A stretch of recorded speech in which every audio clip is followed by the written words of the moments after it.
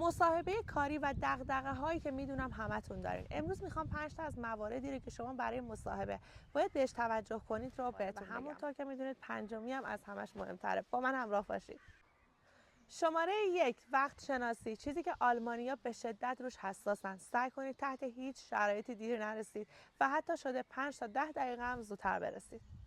شماره 2 آمادگی کامل برای روز مصاحبه. یعنی چی؟ یعنی در مورد اون شرکت و اون جایگاه شغلی که شما قرار در اون کار کنید از قبل تحقیق کنید و بدونید اصلا کار اون شرکت چیه و شما باید دقیقاً توی اون شرکت چه کاری رو انجام بدید. شماره 3 مطمئنا همتون میدونید با توجه به جایگاه شغلی که دارید لباس رسمی یا نیمه رسمی بپوشید.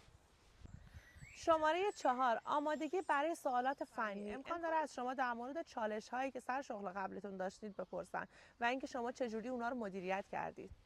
و در نهایت شماره 5 صداقت و شفافیت. آلمانی‌ها خیلی صریح و واضح حرفشون رو میزنن و انتظار دارن تو هم همینطور رفتار کنی، حتی موقعی که ازتون در مورد حقوق سوال میپرسن.